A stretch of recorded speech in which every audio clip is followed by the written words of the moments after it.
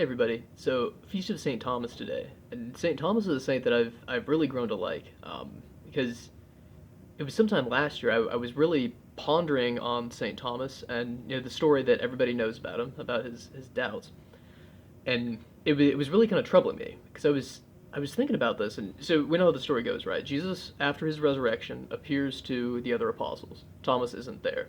They tell him that Jesus is alive, and he doesn't believe. He says, let me put my finger into his nail marks, and then I'll believe, right?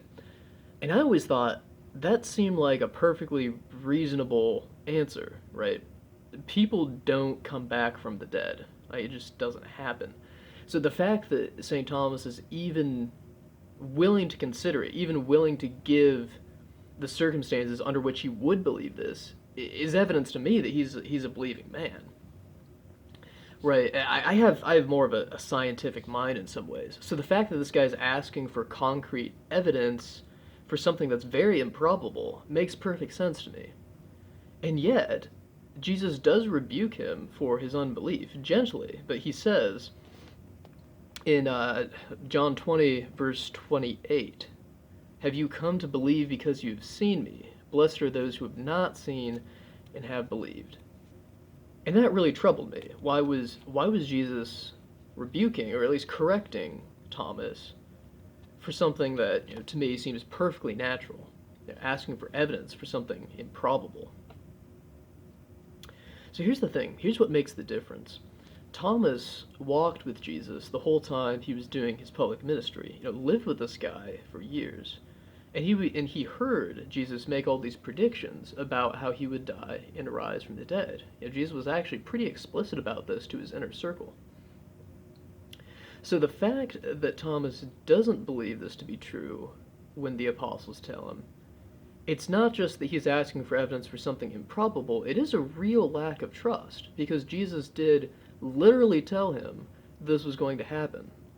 So believing that it didn't happen it indicates a lack of trust in the Lord.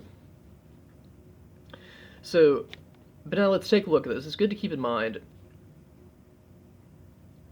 that when Jesus says, blessed are those who have not seen and have believed, all right, this doesn't apply to any of the other apostles. They all believed because they saw. So Thomas is no worse off than they are in this. But that's an interesting comment that Jesus makes if you think about it, because think about it, right? He says, blessed are those who have not seen and have believed. Who does that apply to? Everybody that we hear of in the Gospels, at least post-resurrection, they believe in the resurrection because they saw something. They saw evidence of it, either Jesus himself or the empty tomb. So who is Jesus talking about when he says, blessed are those who have not seen and have believed? I think he's talking to the reader here. He's talking about the reader in this. He's talking to us, really. That this passage, this thing that Jesus says, that blessed are those who have not seen and have believed, this is a challenge for us. It's we, collectively, in the generations following the generation of Christ, right? We're the ones who have received the gospel message without seeing the resurrection with our own eyes, without seeing these things happen face to face, right? So we are the ones that Jesus says will be blessed if we believed. This is a challenge for us, and this is what this story of St. Thomas means for us.